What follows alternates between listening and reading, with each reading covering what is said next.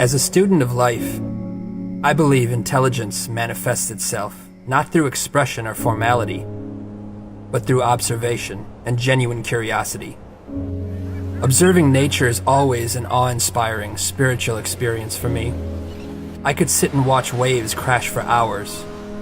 The ocean, in particular, reminds me how incredibly fascinating our planet is and how little we know, despite what we think we know. There's nothing more humbling than being face to face with something so much bigger than yourself. But I often wonder why nature inspires us, why we're in awe of certain scenery, and why we find these landscapes, oceans, and stars so breathtaking. We haven't done anything to earn this awe, so why do we feel it? It is this very question that leads me to believe our most inspired state, then, is not one of accomplishment, but of humility. I think we naturally fall in love with places that prove how small we are, places that humble us with reminders that we have so much more to learn, so much more to grow, that we are part of something bigger than ourselves.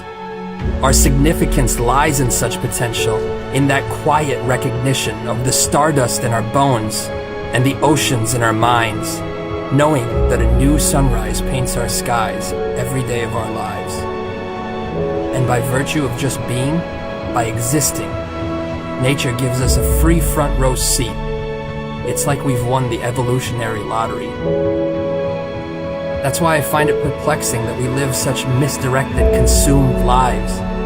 We could quite literally not exist at all.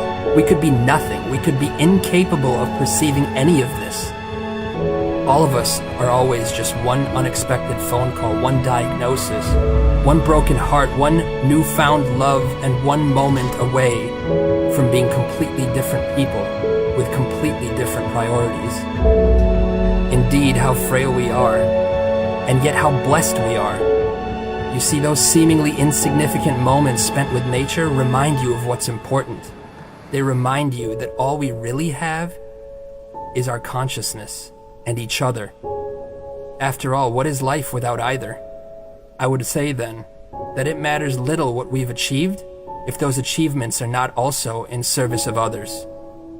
The sense of purpose we feel when we give far outweighs what is derived from any achievement.